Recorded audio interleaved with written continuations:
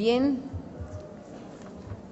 casi así sin tiempo para poder digerir todo lo que hemos escuchado. Y mira que es para reposarlo tranquilamente. Pues no nos da tiempo porque tenemos otra gran maestra con nosotros. Para mí es un honor el presentarla. Ya sé que la mayoría la conocéis, pero la verdad es que Begoña Ibarrola para todos los docentes de infantil es todo un referente. Y en nombre de AMEI tenemos que darte las gracias de que hoy pases este ratito con nosotros. Nos pasará como con Javier, que se nos hará muy corto, pero al menos vamos a disfrutar de esos momentos maravillosos. Begoña Ibarrola es licenciada en Psicología por la Universidad Complutense de Madrid y desde entonces ha trabajado como psicóloga y directora con niños y adolescentes con problemas de conducta y discapacidad en diferentes centros educativos, residencias y centros ocupacionales de la Comunidad de Madrid. También ha sido terapeuta infantil durante 15 años, donde comenzó a escribir cuentos que ayudarán a los niños a conocerse mejor. Desde 1996 está en excedencia como psicóloga de la Comunidad de Madrid para dedicarse exclusivamente a escribir, a investigar, a impartir cursos y conferencias sobre musicoterapia, inteligencia emocional y educación de las emociones en diversos centros, incluida la Universidad Autónoma de Madrid o la Pontificia de Comillas. Tiene gran cantidad de obras publicadas. Todos conocemos muchas de ellas. Vamos a destacar, por ejemplo, Fundamentos de la musicoterapia o programas de inteligencia emocional Sentir y Pensar, ambas de la editorial SM. Es autora de la integración curricular de la educación emocional en los libros de textos de educación primaria de SM. También es autora del libro Música para antes de nacer sobre educación emocional en la etapa prenatal. También autora de Cuentos para sentir, 2 volúmenes, Cuentos para el adiós, Cuentos para educar niños felices, Cuentos para descubrir inteligencias, Cuentos para aprender a convivir y Aprendizaje emocionante, Neurociencia para el aula. Es todo un honor y un placer poder escucharte, Begoña, porque nos vas a hablar no solamente de conocer, sino de comprender y educar las emociones. Todas tuyos.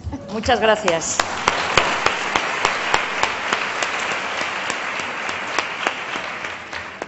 Muchas gracias por haberme invitado a participar en este congreso y gracias a todas las personas que estáis aquí de forma presente y de forma virtual escuchando esta conferencia. Tenéis mucho mérito un viernes por la tarde. Menos mal que es un día lluvioso y menos mal que apetece, ¿no?, compartir y encontrarnos también con compañeros y compañeras que se dedican a lo mismo y que quieren una educación mejor. Mi aportación va a ser una reflexión y una serie de sugerencias para que yo creo que poco a poco podamos ir consiguiendo de verdad una educación integral, que es lo que pone en todos los idearios de centro y muy pocos centros cumplen. Si hablamos de educación integral, tenemos que hablar de educar la dimensión emocional. No podemos referirnos solamente a la dimensión cognitiva y mucho menos en la etapa de educación infantil. Por lo tanto, mi aportación yo creo que va a ir dirigida a hacer un análisis de qué aprendizajes emocionales se pueden hacer en la infancia y qué parte tenemos nosotros de responsabilidad en esa transmisión de conocimientos, pero sobre todo en esa transmisión con el ejemplo, con las actitudes y también qué responsabilidad y qué medios podemos utilizar para desarrollar una buena educación emocional, que si bien a lo largo de mi intervención os explicaré, venimos con las emociones en nuestro código genético, no es algo que tengamos que aprender a comunicar a los demás, sí que en la escuela y a medida que vamos creciendo fuera también de la escuela, tenemos la obligación, porque somos seres sociales que convivimos con los demás, tenemos obligación, como digo, de aprender a expresar adecuadamente las emociones. Y ese aprendizaje sí es responsabilidad de la familia y de la escuela, que ambos en común tienen que dirigirse a desempeñar ese modelaje, servir como modelos de educación emocional, pero que por desgracia, si miramos un poco a nuestro alrededor, incluso observamos cómo se comportan las personas en los medios de comunicación público, pues veremos que algunas de las competencias emocionales que vamos a pedir a nuestros niños, muchos adultos todavía no las tienen. Creo que estaréis de acuerdo conmigo en que madurar no es cumplir años. ¿Estáis de acuerdo conmigo? Bueno, entonces ya partimos de un presupuesto común y quiero empezar con una frase de Aristóteles, que a mí me parece que enmarca muy bien mi aportación a la educación emocional. Y dice que educar la mente sin educar el corazón no es educar, en absoluto, no es educar. Y mejor que nadie lo sabéis vosotros, profas de infantil, que todos los días estáis viendo a niños y niñas emocionarse, pero con distintos tipos de emociones, y sorprenderse ante distintas novedades que van apareciendo en su día a día, ilusionarse. Todavía tenemos la fortuna de que en la etapa de educación infantil hay mucha ilusión, hay muchas ganas de aprender, hay muchos ojos abiertos, hay muchas bocas que se quedan admiradas de lo que les estamos enseñando, porque están aprendiendo a conocer el mundo, y todo el conocimiento del mundo es por vía emocional. Pero también tenemos que darnos cuenta de una cosa, y voy a recurrir a la mitología. Enseña la mitología clásica que cuando el dios Momo examinó la escultura de un hombre que había creado Hefaistos, el vulcano romano, señaló de inmediato una deficiencia. Faltaba una ventana para conocer los secretos del corazón. Contestó que así realmente es el ser humano, que no tiene esa ventana que permita ver sus sentimientos. A través de la educación emocional vamos a crear nosotros esa ventana. Vamos a intentar que sea una ventana que nos permita ver el corazón de los alumnos, pero que también los alumnos puedan ver nuestro corazón. Y así vamos a participar y compartir no solamente conocimientos, no solamente juegos, no solamente diversiones, que también son muy importantes, sino que sobre todo vamos a compartir emociones. Y me vais a permitir que traiga las 3 aportaciones que yo creo que a nivel internacional son más importantes y donde podemos encontrar una justificación, vamos a decir, académica, a por qué es importante educar las emociones. Y el primero de ellos es el informe Delors. Jacques Delors, en su libro blanco, en el año 1999, hablaba que la educación del futuro, en la cual ya estamos, por supuesto, estaba basada en 4 pilares: aprender a conocer, aprender a hacer, aprender a convivir y aprender a ser uno mismo.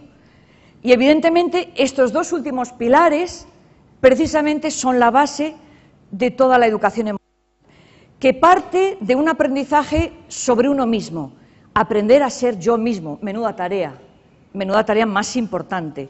Y de ahí, desde quererme yo, conocerme yo y respetarme yo, conocer a los demás, creer y confiar en los demás, relacionarme bien con los demás, aprender a convivir. Estos 2 aprendizajes, por lo tanto, son complementarios, pero siempre en este orden. Primero, conocernos a nosotros, luego, conocer a los demás. Pero en este informe también Delors destacaba algo muy importante. Decía lo importante que era tener en cuenta el papel de las emociones y que era necesaria, en el año 99 ya lo decía, educar la dimensión emocional. ¿Para qué? Para intentar complementar ese desarrollo de la dimensión cognitiva, que vamos a decir que es la reina del aula, que siempre que hemos hablado de educación hemos hablado de aspectos cognitivos. Ahora, si hablamos de educación integral, a la cognición se le une la emoción, a la dimensión cognitiva se le une la educación emocional. Y voy a ir a un informe que hizo Telefónica sobre la educación en el 2020. A mí me parece que todos los que estamos aquí nos interesa la educación del futuro, porque nuestros niños van a salir al mundo en el año 2029. ¿Os habéis dado cuenta y habéis hecho algún ejercicio de imaginación pensando cómo será el año 2029?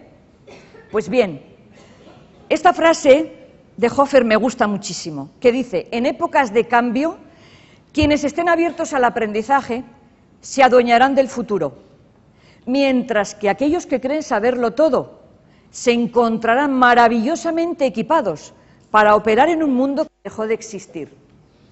Luego, todavía, yo cuando viajo y veo escuelas, todavía me encuentro escuelas que, por desgracia, están en la era, en la edad de piedra, vamos a decir así, donde a los niños se les cataloga por más inteligentes, medianamente inteligentes y poco inteligentes. A los más inteligentes en las primeras filas, a los medianos en la mitad y a los tontos directamente en el fondo.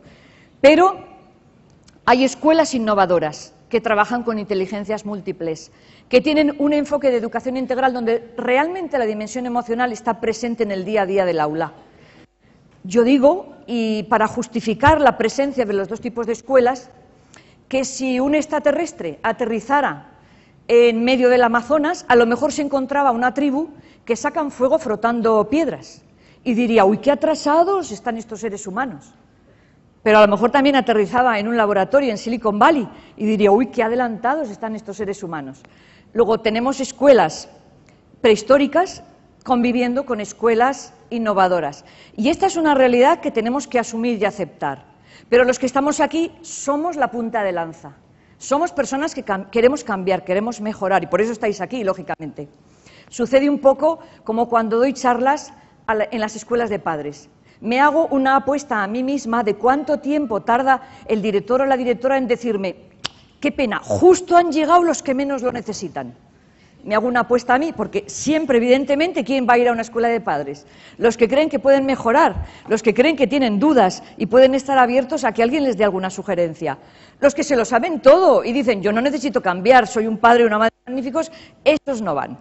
Pues en este informe, curiosamente, se especifica, pero de una forma muy importante, que la formación docente en educación emocional tiene que ocupar un lugar privilegiado en el currículum de la formación docente.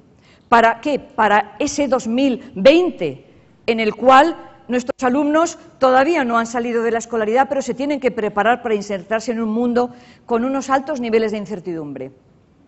En cuanto a la escuela, este informe de Telefónica dice que esta educación se debe abordar desde la transversalidad. Evidentemente, hay dos tipos de abordaje, o muchos. Los dos que ahora coexisten en España, en nuestro Estado, por ejemplo, en Canarias, la educación emocional ya es una asignatura de libre configuración. Y, sin embargo, en Castilla-La Mancha se exige evaluar las competencias emocionales, pero de forma transversal. Y yo llevo 19 años formando equipos directivos y claustros enteros en educación emocional que lo abordan de una forma transversal.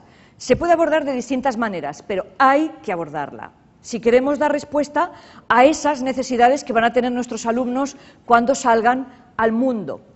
Y también dice este informe que la educación emocional debe ocupar un lugar privilegiado en los sistemas educativos, implicando a todos los agentes educativos. Para ello, los programas de formación deben dedicar mayor tiempo y mayor atención al desarrollo de las competencias emocionales en los docentes.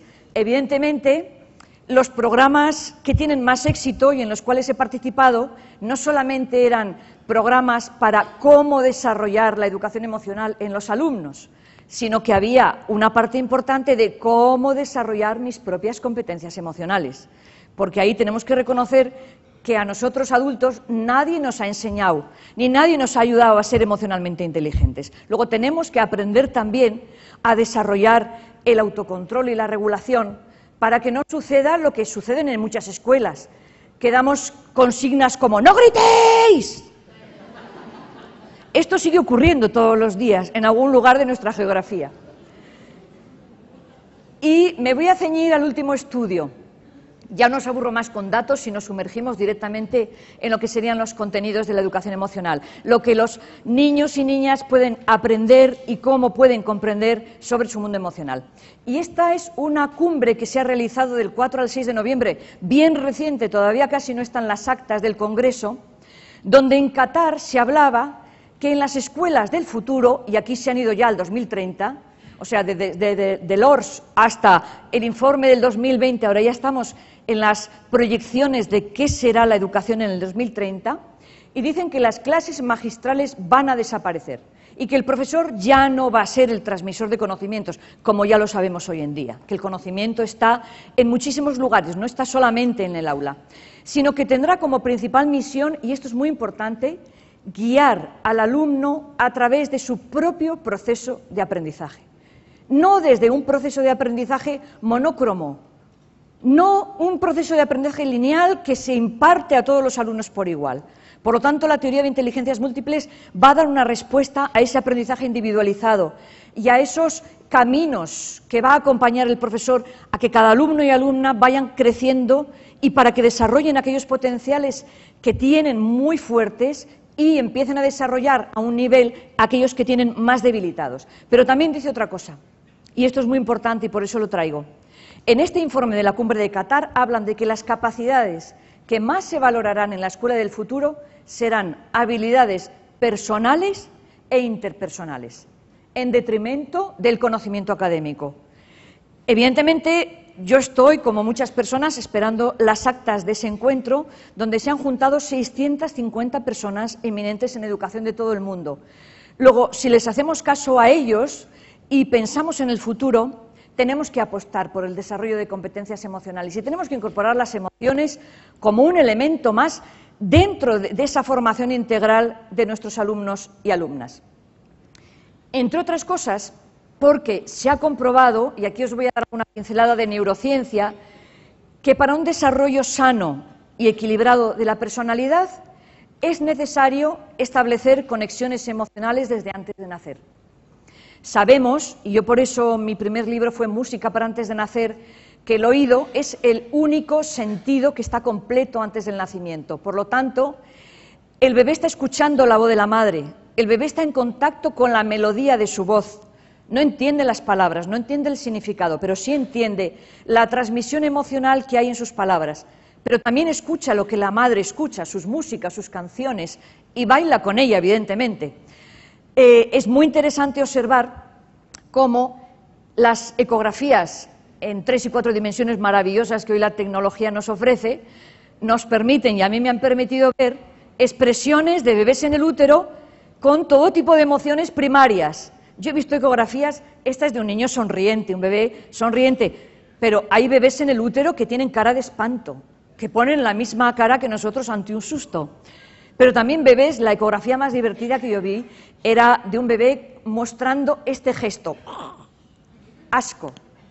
Le habían puesto un picante a la madre en la comida y cuando le llegó a través del líquido amniótico a él tampoco le gustó. Cara de tristeza, cara de enfado, puños cerrados, ceño fruncido. Aquí ya tenemos un dato muy interesante y es que venimos con ese elemento como son las emociones que nos van a servir para comunicar a los demás lo que llevo dentro, mi estado interior. Pero evidentemente todas las emociones nos van a impulsar a actuar. Ahora veremos un poquito qué son eso de las emociones. Solamente os voy a dar algunas pinceladas porque no me quiero entretener mucho en la parte teórica y quiero aterrizar en la parte más práctica. Pero sí tenemos que darnos cuenta que las emociones son reacciones. Son reacciones que se vivencian como una conmoción del estado de ánimo anterior y que suelen ser, y aquí vamos a hacer un comentario importante de las aulas, suelen ir acompañadas las emociones de expresión gestual. Ahora bien, yo quiero que penséis en vuestros alumnos y alumnas. Y a mí no me gusta nada clasificar, pero de una manera un poco, vamos a decir, práctica. Vais a pensar en alumnos y alumnas que nada más entrar por la mañana en las aulas, ya decís, uy, cómo viene esta, menudo día me va a dar. Hay alumnos que son transparentes, es decir, sabéis perfectamente qué es lo que están sintiendo, podéis hacer un seguimiento de cómo cambian sus emociones a lo largo de un día. Y hay alumnos opacos, impasible el ademán, entran con esta cara por la mañana y se van con esta cara después de comer. Y tú dices, ¿es que no sentirán algo? Sí sienten, pero sentir es una cosa y expresar es otra. Por lo tanto, la educación emocional no va a ir dirigida al sentir, sino a la expresión de lo que sienten. Porque es lo que podemos educar, les podemos dar estrategias para que intenten expresar y comunicar lo que sienten, les podemos dar garantías de que su expresión emocional va a ser bien recibida, una confianza para que ellos expresen, pero os digo por experiencia que es más difícil ayudar a que un niño rompa ese caparazón que le impide expresar una emoción, a bajar el volumen de una expresión exagerada en algunos de los demás, que son demasiado expresivos, demasiado, como yo digo, de culebrón. Hay niños de culebrón y niñas que todo lo viven apasionadamente, que todo es a una intensidad excesiva. Pues con ellos, bajar el volumen de esa expresión es más fácil que con aquellos niños y niñas que están bloqueados. Porque cuando no hay expresión gestual, algo pasa. Hay un bloqueo emocional que puede ser debido a muchos factores, pero entre ellos, por lo menos como mi experiencia de terapeuta, porque su expresión emocional no les ha dado buenos resultados, o porque en su entorno familiar no se suele expresar lo que se siente, o porque a sus padres solamente les preocupa si está bien de salud, si le ha hecho cosas divertidas y nada más. Pero nunca le dice cómo te sientes, hija, hijo, que te noto un poco triste, has venido del cole hoy un poco enfadado, ha pasado algo. Hay entornos familiares donde realmente no se habla de lo emocional. Entonces los niños van creciendo con esa coraza que es muy peligrosa, porque evidentemente nos impide entrar con esa ventanita hacia su corazón, pero también a ellos les cuesta ver el corazón de otros seres humanos. Luego hablaremos de la empatía y de lo importante que es como aprendizaje. Y estas emociones pueden ser provocadas por estímulos externos o internos. ¿Qué pasa con la etapa de infantil? Afortunadamente, casi todos los estímulos que provocan emociones son externos. Si está pegando un grito uno, sabes que le ha tirado del pelo el otro. Si el otro está enfadado es porque le ha quitado su juguete. Si el otro es porque le ha roto la ficha y el de más allá llora desconsoladamente porque su madre lo mismo no vuelve. Es decir, aparentemente entendemos y comprendemos lo que está motivando esa expresión emocional. Pasa algo bien diferente a medida que la dimensión cognitiva empieza a ganar terreno. Nos encontramos con niños de primaria, como yo hace poco que vi un caso de un niño de 7 años, estaba en el recreo y de repente pasa un compañero delante y le pega una patada. Y no había pasado nada, no había habido ningún insulto, ningún encuentro, nada. Y se acerca a la tutora a ver qué pasa, ¿y por qué le has pegado una patada? Y dice muy serio, porque ayer me insultó cuando salí de clase y me acabo de acordar. Es decir, los recuerdos también provocan emociones, pero son estímulos internos. Luego tenemos la ventaja y la frescura de que podemos trabajar con esta educación emocional casi siempre sabiendo más o menos por qué un niño o una niña están sintiendo determinada emoción en un determinado momento. Sin embargo, vamos a observar también que solemos, pero a nivel social, no porque sea adecuado, a nivel social solemos catalogarlas, unas son positivas y otras son negativas. Os voy a preguntar y me vais a decir desde vuestro criterio o desde el criterio social, mejor, no desde el vuestro. Por ejemplo, ¿la alegría es una emoción positiva o negativa? ¿Vale? ¿Y el miedo? Levantad la mano los que penséis que es una emoción negativa. Levantad la mano los que penséis que es positiva. Muy bien. Gracias al miedo sobrevivimos, así que fijaros lo importante que es. La tristeza, ¿positiva o negativa? Levantad la mano los que penséis que es negativa. La tristeza. Los que penséis que es positiva la tristeza. Es positiva. Fuente de creatividad. Anima a la compasión en las personas que me quieren. Me ayuda a reflexionar y a meterme hacia adentro y a ver mi mundo interior. ¿Y el enfado? Levantad la mano los que penséis que es una emoción negativa, el enfado. ¿Y los que penséis que es positiva? Gracias a que tenemos enfado y nos enfadamos, ponemos límites a los demás. Nos posicionamos y decimos, esto es una injusticia, hay que luchar contra ella. Esto no lo consiento y no lo consiento, y hasta aquí. Es decir, todas las emociones tienen distintas funciones. Son positivas todas, pero unas nos hacen sentir bien, otras nos hacen sentir mal. ¿Qué sucede? Que cuando hablemos ahora de regulación emocional, es importante regular incluso la alegría. No se puede expresar la alegría en cualquier momento, en cualquier lugar, con cualquier persona, de cualquier manera. Igual que no se puede expresar el enfado. Yo enseño a los niños, a través de los profesores, a enfadarse bien. Y me lo agradecen. ¿Sabéis por qué? Porque una profesora se encontró con que uno de 4 años le hizo la siguiente pregunta. Ella empezó la clase ese día, yo creo que era un grupo un poco díscolo, y ella, para mantenerlos bajo cuerda, así bien sujetos, les dijo, en esta clase no se puede uno enfadar, no se puede uno levantar sin permiso, no se puede, no se puede, no se puede. Y no se puede llorar tampoco, sin más ni más no se puede llorar. Entonces uno de 4 años levantó la mano y dijo, ¿y qué sí se puede? Claro, Esa misma pregunta se le hicieron a una profesora cuando dijo que no se podía nadie enfadar, ni chillar, ni golpearse, ni romperse la ficha, ni insultarse. Y también otro le preguntó ¿qué sí se puede? Es decir, lo que a través de los programas de educación emocional y las sugerencias prácticas que os voy a dar aquí es decirles a los alumnos, sí se puede expresar el enfado, pero de una forma adecuada. Sí puedes expresar tu tristeza de una forma adecuada. Sí puedes expresar miedo, pero de forma adecuada. Y yo te voy a enseñar. Eso es lo que les podemos decir. Porque si no, crecen pensando que enfadarse es malo. Y luego vienen los problemas de garganta, que tuve yo en terapia algunas veces a algunos niños, que como no les dejaban gritar, tenían continuamente problemas de garganta. O vienen los problemas de depresión infantil, que como nadie se fija en mí porque soy un niño bueno, pero nadie se da cuenta de que yo estoy triste, porque además tengo que disimular, porque a los 4 años ya aprendemos todos los seres humanos a disimular, pues entonces de repente entro en un sitio muy oscuro, en una cueva oscura, me protejo y no quiero salir. Y sí se pueden expresar todo tipo de emociones y nosotros, como educadores, tenemos que estar observando esa emocionalidad, acogiéndola, permitiéndola y, eso sí, dando pautas de que sí se puede. Es cierto que las emociones son una parte fundamental del ser humano, porque además determinan nuestro comportamiento. Fijaros, cada vez que sentimos una emoción hay como un impulso a actuar de una determinada manera y también determinan nuestra salud, porque siempre que hay una respuesta emocional hay una carga de sustancias químicas que cambian la composición de mi sangre.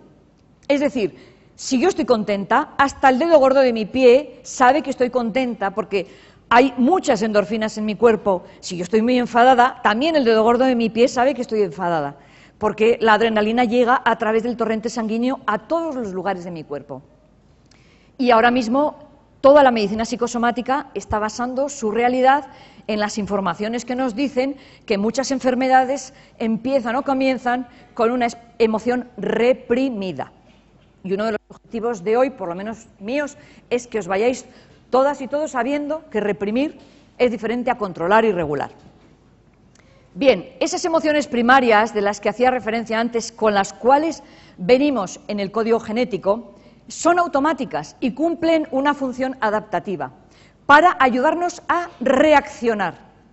Pero nosotros les vamos a enseñar a los alumnos a responder, en vez de reaccionar en piloto automático. Solamente debemos reaccionar ante situaciones de miedo, pero en todos los demás momentos de la vida, en la convivencia, en el día a día, podemos aprender a responder de forma adecuada.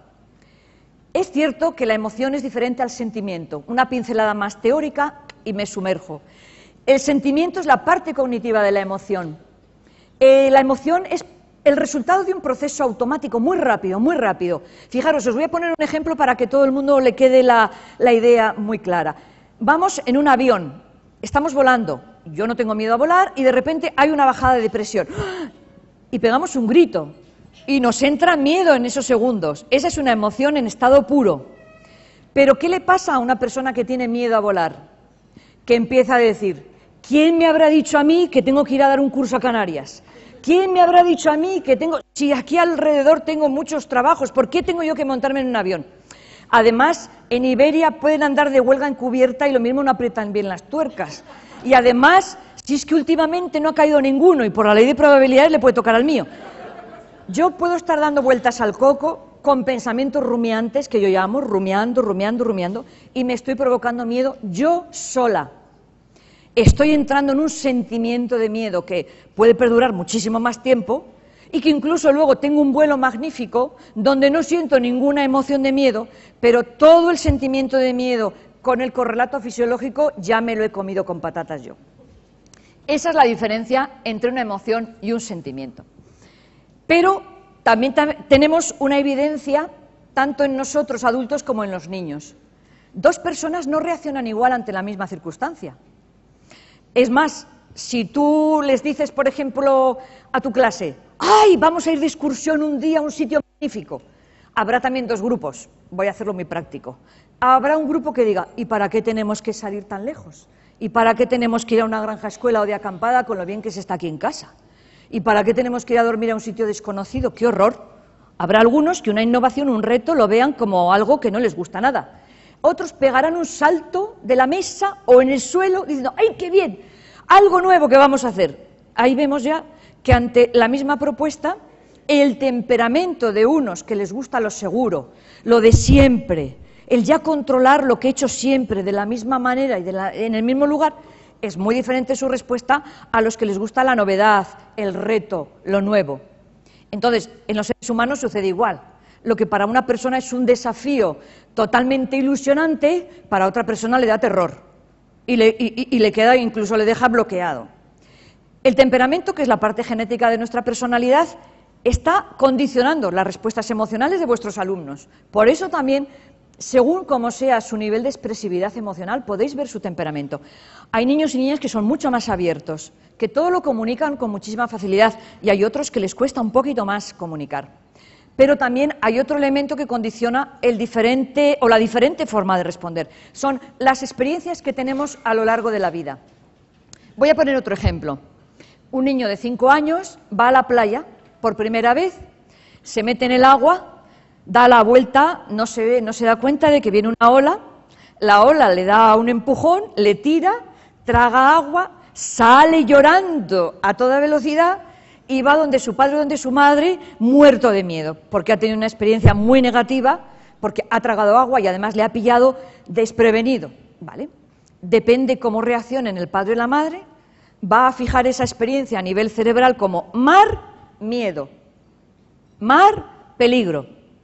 Pero si el padre o la madre dicen, bueno, venga, vamos a jugar, le dejan calmarse, que exprese su miedo, que se calme, pero poco a poco le llevan a la orilla, le enseñan a saltar las olas, empiezan a disfrutar con el agua, empiezan a jugar, le dejan las gafas para que vea por debajo, empiezan a divertir, ese niño grabará mar, disfrute. Y solamente podemos transformar una emoción negativa cuando ponemos una emoción positiva. Por eso hay niños en primaria que empiezan a grabar matemáticas, terror, educación física, terror, música, horror, y empiezan con distintas asignaturas dándoles una valencia emocional. Llega otro profesor, nuevo, diferente, y ya están así.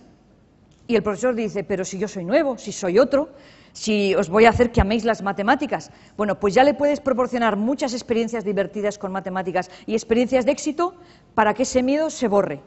Porque no se quita el miedo diciéndole, no tengas miedo, no tengas miedo. Acordaros de ese niño que decía, ¿y qué sí puedo hacer? El no sirve para cambiar el estado emocional. Por supuesto, si observamos fotografías, que esto es un recurso muy interesante, que les hagáis fotografías a vuestros alumnos para que ellos en un momento dado se puedan reconocer. Yo visité un colegio, me encantó, en Badajoz, en Cáceres, un colegio público, que según entras al centro te encuentras un montón de sonrisas. Son sonrisas que van a modo de cortina cayendo desde el techo hasta el suelo.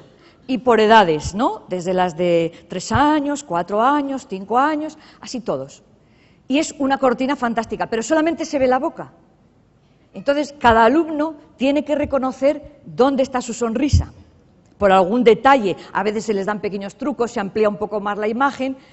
Y cuando un niño está triste o un niño está muy enfadado, pues muchas veces, sobre todo en infantil, que he trabajado mucho con ellos, les dicen, vete a buscar tu sonrisa, que la has perdido, vete a la entrada, busca tu sonrisa. Y estamos realizando un ejercicio de regulación emocional, que es la distracción. El niño va a buscar a ver dónde está, y en cuanto la ve sonríe, ya la he encontrado, profe, ya la he encontrado, señor, y vuelve tan ricamente a clase. Es decir, estrategias que, utilizando fotografías de ellos, expresando emociones, son tremendamente divertidas. Vamos a centrarnos en lo que para mí significa educar, pero que es una copia de lo que para Humberto Maturana significa educar. A mí me parece esta definición tremendamente bella, sabéis que hay muchas, yo elijo esta. Dice que educar es guiar a los niños en el camino de llegar a ser seres humanos que se respetan a sí mismos y a los demás, en este orden, muy importante, mediante la generación continua de espacios de convivencia que originen colaboración, alegría y libertad responsable. Vamos a ver, por tanto, que esta educación emocional está tremendamente imbricada con esta definición de Maturana. ¿Qué les puede aportar la educación emocional a nuestros niños y niñas. Y aquí ya os voy a dar, y perdonadme porque yo soy muy concreta en cuanto al tiempo, no os voy a dar recetas, pero soy muy práctica. Voy a deciros qué lecciones emocionales tiene que aprender todo niño, toda niña cuando salga de educación infantil. Evidentemente, si hubiera aquí profesorado de otras etapas, de otros ciclos, hablaría de la misma manera, pero como veréis, estos aprendizajes donde mejor se van a producir es precisamente en esta etapa, porque los niños, de momento, en esa frescura de expresión emocional tan poco condicionada todavía, pueden sacar y abrir su corazón y nosotros mirar por esa ventanita, ayudándoles a aportarles aquellas habilidades emocionales que a lo mejor pues, son más deficitarias en ellos, o a desarrollar aquellas habilidades que a lo mejor les cuestan más. Por eso es tremendamente importante entender, y yo así lo entiendo, la educación emocional como una caja de herramientas. Y por eso he traído esta fotografía, porque es evidente. ¿Y para qué sirve la educación emocional? Pues es una forma de prevención primaria inespecífica.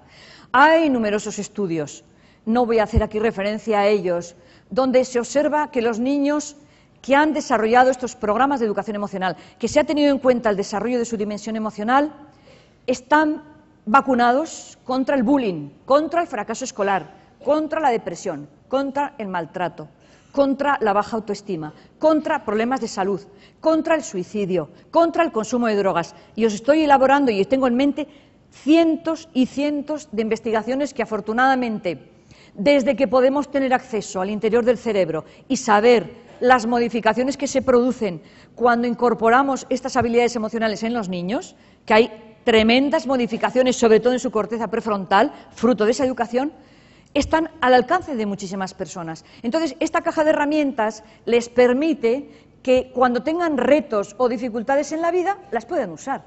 Ahora, ¿vamos a usar el serrucho para todo? No. ¿El martillo para todo? No. ¿La llave inglesa para todo? No. Pero si yo tengo una caja de herramientas en mi casa, a mí me han dicho para qué se utiliza la llave inglesa, cómo se utiliza el martillo, cómo se utiliza el destornillador. Cuando yo sé manejar, cuando necesite usarlo, voy a la caja de herramientas, saco esa herramienta y ya sé manejarla. De eso se trata en educación emocional, de dotar a los alumnos de estrategias. ¿Para qué? Para cuando les lleguen momentos difíciles y retos en la vida. A nadie nos tienen que preparar para que nos toque la lotería. Digo yo, no sé, a lo mejor hay que tener una preparación emocional, pero te contratas a un contable que te controle aquello y ya está. O sea, no necesitas conocer siquiera números. Pero, evidentemente, a nadie nos van a preparar para una pérdida de un ser querido.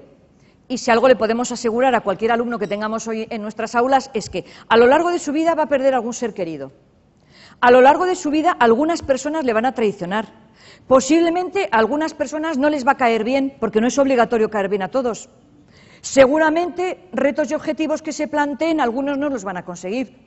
Es decir, les podríamos hacer una carta de cosas que les van a suceder más o menos negativas, también les podríamos completar con otra de positivas.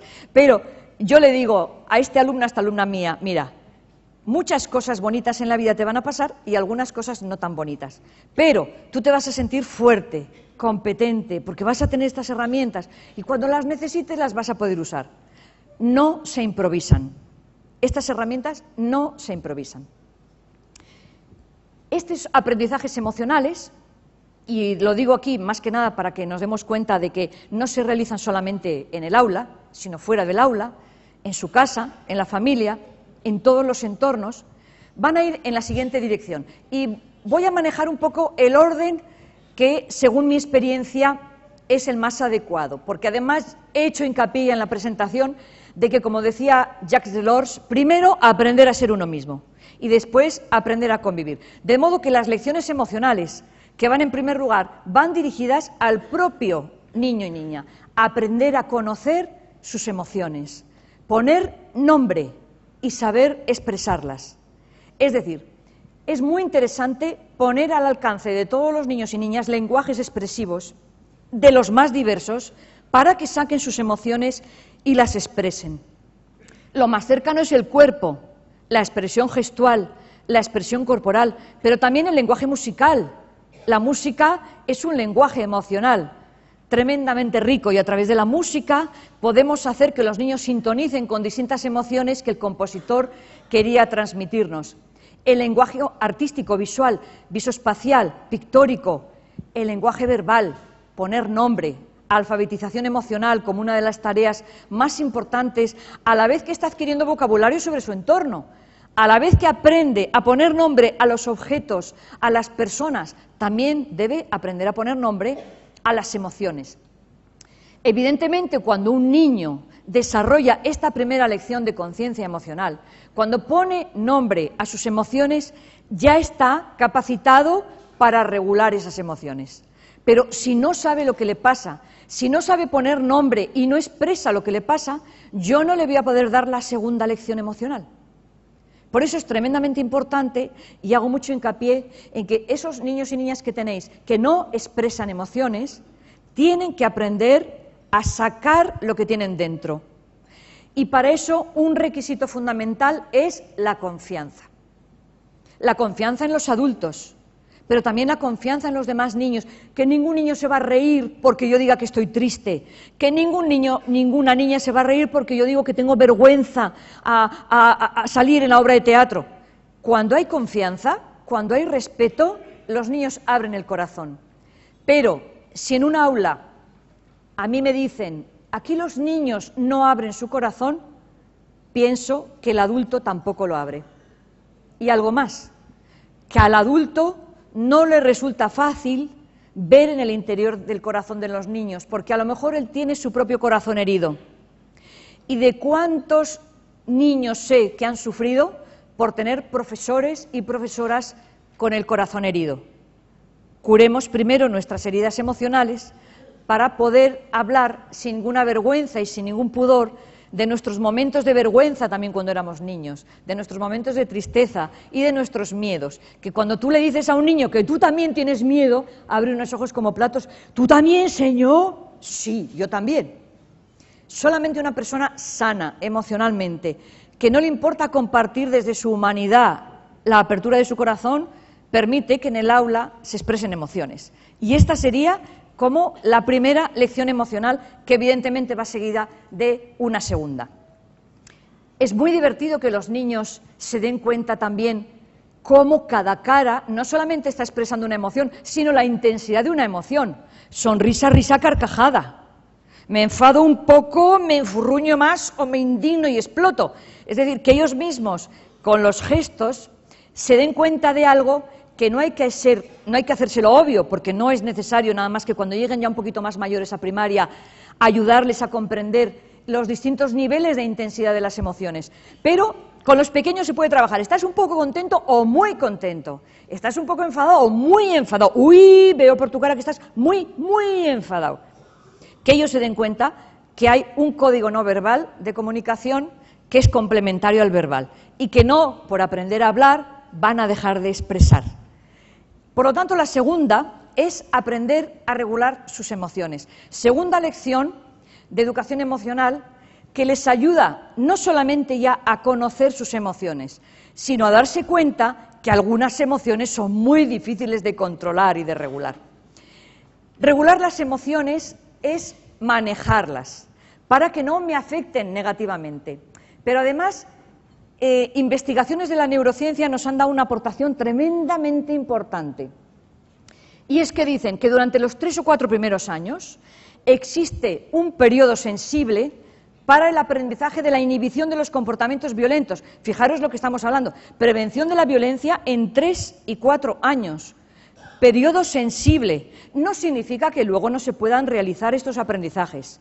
Pero el periodo sensible nos dice que el cerebro está más preparado para asumir este tipo de aprendizajes, de aguantar, de esperar, de inhibir, de regular. Más adelante, cuando ya tengan 6, 8, 10 años, por supuesto que pueden aprender a regular sus emociones, pero ya les va a costar un poquito más. Van a tener que hacer un esfuerzo además por cambiar hábitos emocionalmente negativos que han incorporado a su vida. Y es mucho más difícil, y seguro que todos los que estáis aquí lo sabéis, cambiar un mal hábito que adquirir uno nuevo. De modo que esa plasticidad cerebral propia del ser humano a lo largo de toda su existencia es compatible con el desarrollo y la determinación de periodos sensibles de aprendizaje. En este sentido, por lo tanto, la prevención de la violencia pasa por enseñarles a regular qué hacer, sobre todo cuando están enfadados. Porque veréis, regular la tristeza también es importante, pero no genera conductas disruptivas. Sin embargo, la regulación del enfado evita muchos problemas de conducta. Porque cuando estamos muy enfadados, la adrenalina nos impulsa a actuar y nos parecemos a ollas a punto de explotar. Lo que sucede es que las ollas tienen un mecanismo, ¿sabéis, no? Todas las que estáis aquí y todos los que estáis aquí, supongo que conocéis que la olla tiene un mecanismo y que cuando tú compras una olla, el fabricante te dice, en un momento dado empieza la olla a pitar. Significa, hay mucho vapor dentro, pero el vapor no es malo. Se están cociendo los garbanzos y luego nos vamos a comer un cocido magnífico. Pero el vapor no es malo, pero te dice el fabricante, ojo, que cuando la olla pita tienes que hacer algo. O bajar el fuego, o subir una espita, o ponerle... Cada modelo tendrá un sistema.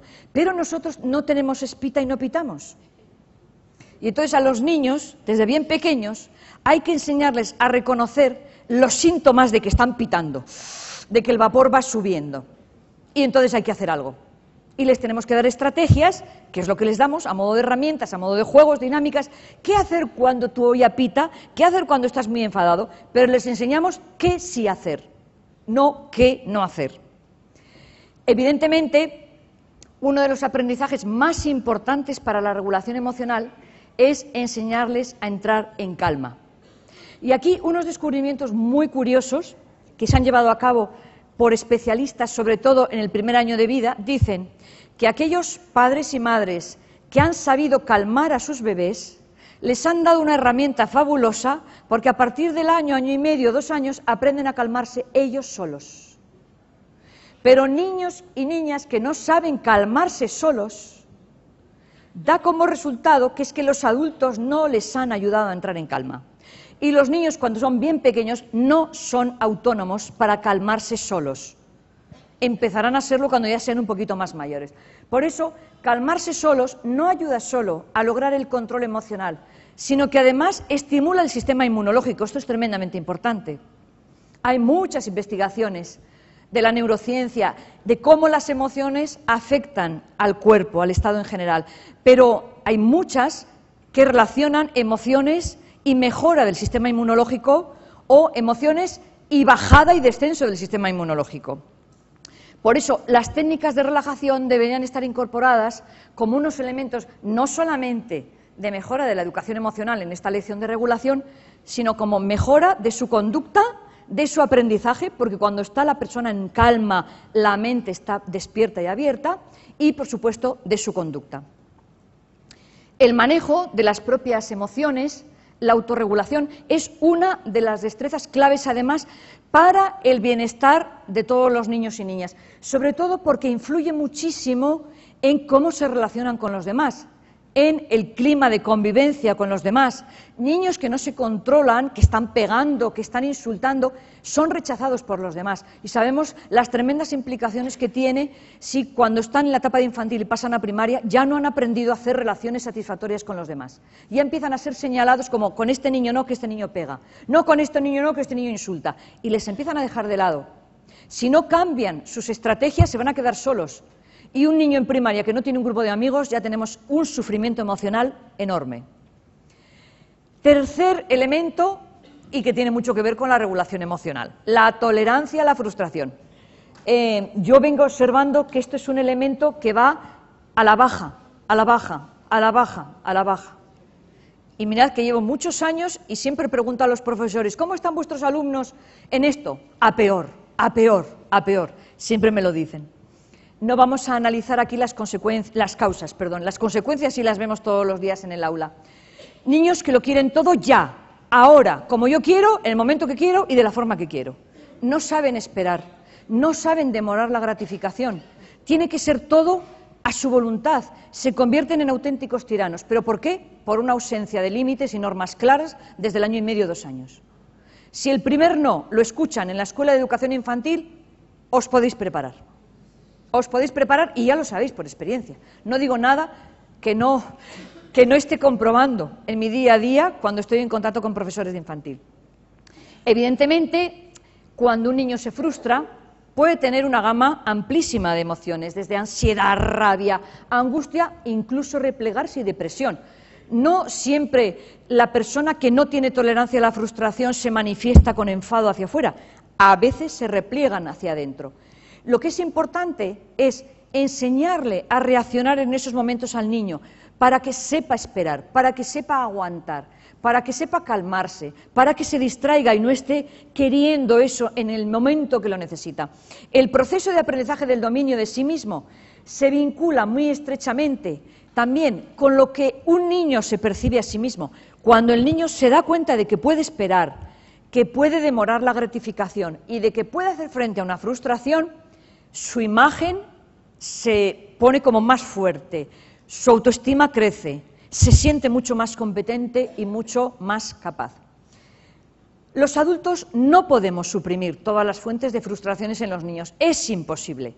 Tampoco estar frustrándoles continuamente para lograr un entrenamiento, que a veces me encuentro adultos que me dicen, hoy le voy a dar 4 frustraciones a este alumno para que se vaya entrenando un poquito. Y le digo, bueno, ¿son pertinentes o no? Tampoco te pases, porque es como los alimentos, tenemos que combinarlos, no se pueden dar todas las lecciones así, por saturación. Los adultos no podemos suprimir, pero sí les podemos dar pautas, formas positivas de qué pueden hacer cuando están muy enfadados o cuando algo que estaban esperando con mucha ilusión no llega, o cuando simplemente tienen que esperar. El aprendizaje de la espera es tremendamente importante y no nos damos cuenta hasta qué punto, porque luego tenemos muchos niños impulsivos, muchas niñas que directamente van y se guían por el principio del placer, pero ojo, ya no pequeños, ya de 14, 15, 16 años, y ahí ya hemos tenido un problema más gordo, muchísimo más gordo, que hay padres que dicen, con mi hijo no puedo, claro, pero le has enseñado, y cada vez escucho esta frase en padres y madres con hijos más pequeños.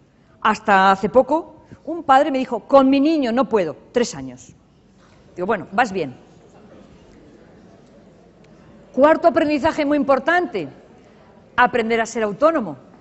Evidentemente, el juego de tensiones entre autonomía, dependencia, va a durar toda la vida, pero lo que es claro es que para el crecimiento emocional de la persona, uno tiene que sentirse que es capaz. Sin embargo, yo a veces cuando trabajo con los profesores de secundaria les digo, a ver, que los alumnos de la ESO, de bachillerato, examinen canciones que van en contra de la autonomía. Sin ti no soy nada, ¿Cómo que sin ti no soy nada? Sin ti soy todo, estoy contigo porque me da la gana, les digo yo. Tienen que cambiar el estribillo los adolescentes. Es decir, si analizamos los mensajes que muchas veces se dan desde los entornos de la música, de cualquier medio de comunicación, estad atentos porque ellos están cantando mensajes que se los están creyendo. Y eso es tremendamente preocupante.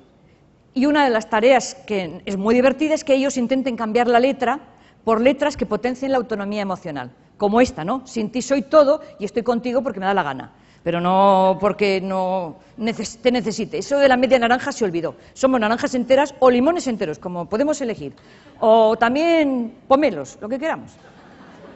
Desde una relación de apego, y de ahí la importancia, no os voy a hablar del apego porque todo el mundo que estáis en esta sala habéis investigado muchísimo y sabéis lo importante que es ese apego emocional. Desde ese apego seguro es mucho más fácil desarrollar esta competencia emocional que se llama autonomía. ¿Por qué? Porque el niño o la niña sienten que pueden expresar emociones y aunque sean emociones entre comillas negativas o que no le hacen sentir bien, los adultos no les van a dar una imagen deteriorada de ellos, les van a permitir mostrar su enfado, les van a permitir decir no quiero y les van a permitir ser ellos mismos. Pero vuelvo a la frase anterior, el juego de dependencia y autonomía durante toda la vida lo tenemos que bailar. Es como un baile en equilibrio donde tenemos que cambiar creencias que a veces están tremendamente arraigadas, ¿no? Por ejemplo, el otro día trabajando con las creencias, una de las creencias que algunas personas, incluso a lo mejor en esta sala tenéis, no lo sé, pero que desde pequeñitos hay que erradicar es Solo puedo ser feliz si las personas a las que quiero me quieren, ¿no? Eso es una creencia tremendamente negativa, porque toda nuestra felicidad la ponemos en manos de esas personas.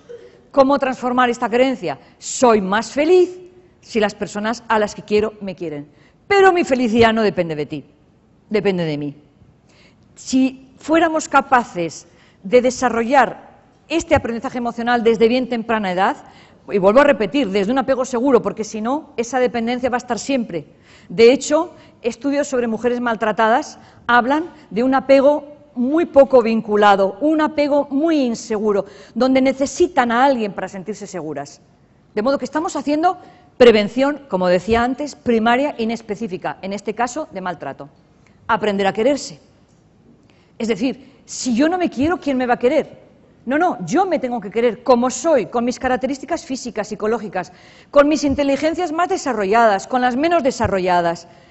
Cualquier niño o niña, cualquier adulto que se siente feliz, se siente aceptado, querido por sí mismo, va a ser más capaz de establecer relaciones satisfactorias con los demás. Si no, va a establecer relaciones de compensación, de dependencia, y le voy a respetar más al otro que a mí, y le voy a querer más al otro que a mí. Y por supuesto, el otro siempre va a tener razón, porque yo soy tonto, no sé, el otro sí sabe. Y ahí ya empezamos a ver cantidad de trastornos que van asociados a este déficit en autonomía emocional. Nuestro estilo educativo puede potenciar la autonomía o puede potenciar la dependencia. Ahí es una reflexión que nos tenemos que hacer. Sabemos que hay alumnos que hacen 1 milímetro de dibujo y vienen, ¿está bien, señor? Sí, vas bien, pero no se ha sentado, apenas se ha sentado y hay otro milímetro, ¿está bien, señor? Sí, y al final decimos, qué plasta, qué pesado. No, estamos identificando a un niño que necesita el reconocimiento externo para valorarse a sí mismo. Estamos identificando a un niño que puede tener dependencia emocional y le tenemos que potenciar esa autonomía. No podemos que siga siempre buscando a alguien que le diga si está bien o está mal cada segundo de su vida. Tenemos que ayudarles a comprender que son únicos y diferentes, cada uno de ellos, que valoren sus diferencias y que estén convencidos de que todos tenemos igual derecho a ser diferentes. Sexto aprendizaje, enseñarles a ser optimista. Vamos, hoy en día no tenemos mucho de optimismo en nuestro entorno. Parece que todo el mundo va mal, se habla muchísimo de la crisis, todos son problemas. Pero lo que no nos damos cuenta es que las emociones son contagiosas y por eso tenemos unos índices de depresión infantil tremendamente elevados. No nos damos cuenta de que estamos hablando todo el día de lo mal que va el país. No nos damos cuenta de que los papás comentan delante de los niños, pues no sabemos de qué vamos a comer ahora, como me echen a mí del trabajo. Y eso se va agravando con un miedo en los niños que necesitan sentirse protegidos y apoyados, y con las necesidades cubiertas en algo que es tremendamente pesimista para ellos, ver todo oscuro igual que lo que están viendo los adultos. Pero los adultos tenemos mecanismos que ellos no tienen. Por lo tanto, desde pequeños aprendemos a pensar en positivo y a encontrar alternativas ante las dificultades, es decir, un adulto que dice, tenemos este problema, ¿vale? Pero en vez de estar dando vueltas al problema, dice, ¿y cómo se puede solucionar? Esta es la posición optimista. Y esto es lo que debemos de contagiar a nuestros alumnos. Pero también podemos estar todo el día hablando de cosas negativas, de problemas. Y entonces les damos la idea de que ellos no pueden hacer nada por cambiar eso. Porque somos sujetos pasivos del mundo. Porque con lo mal que está todo, ¿cómo vamos a ser capaces de ser felices? Con lo mal que está todo. Ahí hay que apostar y sobre todo tener en cuenta que aceptando que los niños pueden pasar momentos de desaliento, de frustración, de tristeza, nosotros les tenemos que reconocer el esfuerzo que hacen por cambiar su visión de las cosas, ayudándoles a ver la otra cara. Y se están viendo continuamente la botella medio vacía, diciéndoles, pero todavía queda la mitad del agua. Esa posición del educador, que es contagio emocional a su grupo, puede hacer y puede evitar muchos procesos de depresión infantil. Y ahora ya entramos, para terminar, en habilidades del aprender a convivir. Claro, si somos niños que nos conocemos a nosotros mismos, que hemos identificado lo que sentimos, que podemos poner palabras y sabemos expresar de modo no verbal y a través de distintos lenguajes lo que sentimos, que nos hemos dado cuenta de que todo lo que siento no lo tengo que expresar, que puedo ahora sí y ahora no, que ahora no es momento para que yo me enfade, que a lo mejor me puedo enfadar bien. Cuando he aprendido a regular, a controlar mis rabietas, mis frustraciones, a saber entrar en calma, a cambiar un estado de pensamiento negativo y pesimismo por otro, entonces ya estoy capacitado para convivir. Ya estoy capacitado para aprender a ser empático, para abrir la ventanita del corazón del otro. Ya he abierto la ventanita a la mía. La Señor, el profe me han visto mi corazón, me han dado herramientas. Yo ahora puedo mirar por la ventanita del otro. El primer aprendizaje, aprender a escuchar al otro. El otro está ahí, siente cosas diferentes de mí, expresa de forma diferente. Yo a lo mejor cuando me enfado grito y el que tengo al lado cuando se enfada se enfurruña y se calla. Tengo que darme cuenta que las emociones se pueden expresar de formas distintas. Yo cuando estoy contento salto y otro cuando está contento se para y sonríe, ¿vale? Y los dos estáis contentos. Tengo que introducirme en el corazón del otro, darme cuenta de lo que siente. Pero para eso es muy importante enseñar a los niños a escuchar no solamente la palabra, sino el gesto. No solamente la comunicación verbal, sino la no verbal. Rizzolatti, el descubridor de las neuronas espejo, nos dice: somos criaturas sociales. Nuestra supervivencia depende de entender las emociones, intenciones y acciones de los demás. Las neuronas espejo nos permiten entender la mente de los demás no solo a través de un razonamiento conceptual, y esto es muy importante, sino mediante la simulación directa, sintiendo, no pensando. De ahí que este descubrimiento del funcionamiento y la maduración de las neuronas espejo nos abre un campo tremendamente importante para el desarrollo de la empatía, sabiendo además que la empatía es una de las competencias emocionales más importantes también en prevención de conductas violentas, y que gracias a toda esta investigación que se está desarrollando hoy en día sobre el desarrollo y el aprendizaje de la empatía, podemos evitar que niños desde bien pequeños se conviertan en jóvenes violentos. Y aprender a ser empático, lógicamente. Es decir, se ha demostrado que cuando los padres, padre y madre, sintonizan con el bebé, que de eso se trata en ese primer año, esa creación del vínculo, el bebé llora y es el adulto el que tiene que interpretar qué le pasa. Cuando los niños sienten que las personas que están a su alrededor, que los adultos que les cuidan, les protegen, atienden a sus necesidades emocionales, y ojo, la primera necesidad emocional, según Erikson, recordemos, de la etapa 0-2 años, la confianza en los adultos que rodean al niño. Cuando el niño siente que su llanto atrae la atención y que hay una respuesta por parte del adulto según cuál sea su situación, si tiene hambre, si tiene miedo, si está sucio, según cómo es la respuesta, así actúa el adulto, empiezan a grabar que son importantes para los adultos y empiezan a generar esa capacidad de ser sensibles ellos hacia las necesidades de otros. La capacidad de entender los sentimientos de otras personas surge, por lo tanto, no de una comprensión cognitiva, sino por la capacidad que tienen los niños a partir de los 3 años de imaginar. Imaginar cómo el otro se siente cuando yo le empujo y se cae.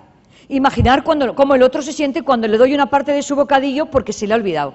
Imaginar cómo el otro se siente cuando yo le aplaudo porque ha cantado estupendamente bien. Y el imaginar permite ponerme en el lugar del otro, entrar en su corazón y actuar. Pero también es necesario aprender a ser asertivo. Es muy importante que los niños aprendan desde bien pequeños a decir no. Y no el no de la pataleta, sino no te doy mi bocadillo. Y os voy a contar una anécdota, que la cuento en casi todos mis cursos, a alguna persona ya le sonará, porque fue un acontecimiento que viví en primera persona y me dejó marcada. Hay de esas experiencias que tú dices, bueno, ¿cómo algo puede quedarme tan grabado? En un recreo, una niña de 4 años se le había olvidado su bocadillo.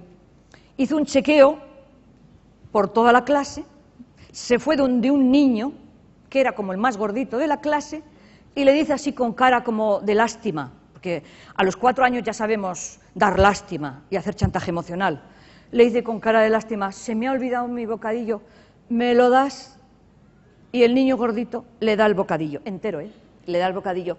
Y le dice la niña, ahora dame las gracias porque hoy no engordas. Y va la niña y le da las gracias. El niño le da las gracias a la niña. Digo, madre mía, qué dos, qué carrerón el uno y el otro. Es decir, este niño, esta niña es muy empática, ojo. La empatía en infantil va dirigida a la manipulación pura y dura, al consuelo o a la manipulación, en este caso a la manipulación. Pero qué hábil esta niña, que fue capaz de discriminar de todos sus compañeros quién tenía las mayores probabilidades de conseguir el bocadillo entero. Porque miraría por ahí y diría, no, si este se lo pido me va a dar un mordisquito. El otro va a decir que no. Hace un chequeo y sabe a quién va. Al niño más sumiso de la clase, que le arranca un gracias, porque hoy no engordas. Es decir, hay que trabajar con ese niño para decirle, no, no te doy mi bocadillo, te doy un trocito y mañana me das el tuyo. Es decir, no hay que dejar que esa sumisión se convierta en qué bueno es el niño. Porque ¿sabéis el comentario de la profesora? Qué bueno es este niño. Le dije, no por Dios, no por Dios, no, no es bueno, es tonto, tonto. Hay que decirlo claramente, con todo el cariño del mundo. No, no le puedes dar tu bocadillo, y menos darle las gracias. Ella es la que te tiene que dar las gracias. Así que cogimos y fuimos a los dos. A ver, tú, pídele otra vez, bocadillo, al niño. Niña, pídele bocadillo. Y la otra ya estaba aterrorizada, como diciendo, ahora me va a caer una gorda. ¿Me das tu bocadillo? Y el otro iba a decir, tú dile que no, un trozo nada más. Y el otro, un trocito. Pero así, muerto de miedo, como diciendo, me va a rear en cuanto no le vea a nadie. Y ahora tu niña le da las gracias al que te ha dado la mitad de su bocadillo. Y la otra ya estaba aterrorizada. Gracias. Salió corriendo. A ver, esto es lo que hay que hacer. No podemos pensar que los niños buenos son buenos porque dicen que sí a todo. Porque luego son adultos sumisos. Adultos que nunca van a transformar su sociedad porque se van a contentar con lo que les den. El niño también debe adquirir capacidad para relacionarse e interactuar con los demás de manera socialmente aceptable. Ahí tiene que desarrollar una serie de habilidades sociales. Ya voy terminando. Ya veo que mira el reloj, pero yo también lo tengo ahí enfrente y ya me doy cuenta. Tiene que desarrollar no solamente habilidades cognitivas, sino aprender a entablar relaciones satisfactorias. Y pongo el acento en esa palabra, satisfactorias. No se trata de tener muchos amigos, sino de tener buenos amigos. Y una cosa que tendríamos que erradicar de nuestro lenguaje, que el lenguaje al final es la expresión del pensamiento, es ¿todos estos son tus amigos de la clase? No. Todos estos son tus compañeros. Y a los amigos los tienes que elegir. Porque da la casualidad que elegimos muy poco en esta vida. Mirad, no elegimos a los padres, nos tocan los que nos tocan. A los hermanos, por supuesto, los que nos llevan. A los compañeros de trabajo, para nada. A la pareja sí, pero la familia de la pareja va en el lote, se siente. A los directores tampoco. Es decir, lo único donde podemos elegir son los amigos. Y encima viene un adulto que me dice, todos esos son tus amigos. No, señor. No, son tus compañeros. Y hay respeto. El amor se consigue de otra manera. Y por último, aprender a resolver conflictos.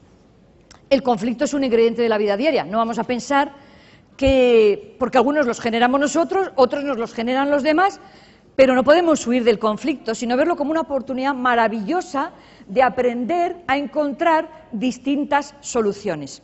En algunos colegios de infantil del País Vasco, que yo he trabajado mucho allí, hay un rincón donde hay dos sillitas, donde los niños cuando tienen un conflicto, ellos van desde los 3 años, En una de las sillas está, antes de sentarse, el niño coge una oreja enorme con un palito de esos de helado y en otro una boca enorme con un palito de helado. Y hay un reloj de arena, que el reloj de arena es tremendamente importante, porque claro, cuando la profesora les decía, id allí un rato, alguien muy inteligente le preguntó, ¿y qué es un rato, señor? Muy interesante eso. Podríamos hacer una tesis doctoral de lo que es un rato. Entonces ahora es el reloj de arena. ¿Qué hacen? Se han peleado al rincón allí, los dos, hablar hasta entenderse, hablar. El que tiene la oreja escucha mientras el reloj de arena cae. El que tiene la boca le toca luego otro reloj de arena. Os digo que los he observado yo, más de 2 relojes cada uno no dan. A los 3 se dan la mano, quiere decir que han llegado a un acuerdo y vuelven al aula y se incorporan a la vida normal, desde los 3 años. ¿Por qué? Porque es importante enseñarles a que los dos pueden salir ganando. No se trata de una resolución de conflictos tradicional donde uno gana y otro pierde, porque el que pierde se genera resentimiento y en cuanto tú no le veas le va a dar una patada al otro, un mordisco o algo peor. Así que, no, salen los dos ganando. El darse la mano significa, estamos de acuerdo en la solución y tú a veces no te puedes ni enterar de qué va la solución, porque a veces es que le va a cambiar un cromo y el otro le va a prometer que no le va a llamar más tonto. Da igual, nos va a dar igual, pero si ellos han llegado a un acuerdo, tienen derecho a hacerlo, porque han estado pensando en alternativas para que ese problema no vuelva a suceder. Pero sentirse apreciado, y aquí volvemos a la autoestima como base de cualquier tierra fértil, es el primer paso para resolver conflictos. Porque si un niño se siente valorado y querido, no le importa entrar en una situación de conflicto, no le importa. Si no, huye del conflicto porque él quiere ser aceptado y querido. Simplemente quiero terminar dándoos las gracias y comentando que ahí tenéis mi página web por si queréis bajaros pues, conferencias, artículos, mis libros. Tenéis otra página web que la presento hoy en sociedad, que es Paisandú, una plataforma digital donde voy a volcar toda mi obra, porque tengo muchísima demanda en lugares donde no llegan mis libros en texto, y he colaborado y estoy colaborando con Technology for Emotion, una empresa joven que ha apostado por llevar la educación emocional a las tecnologías. Y acaba de salir la primera aplicación para iPad de la historia de Dracolino, para trabajar la vergüenza. Simplemente deciros que os doy las gracias por estar aquí, por haberme escuchado y que os animo a educaros emocionalmente junto con vuestros alumnos, porque es una aventura apasionante. Muchísimas gracias.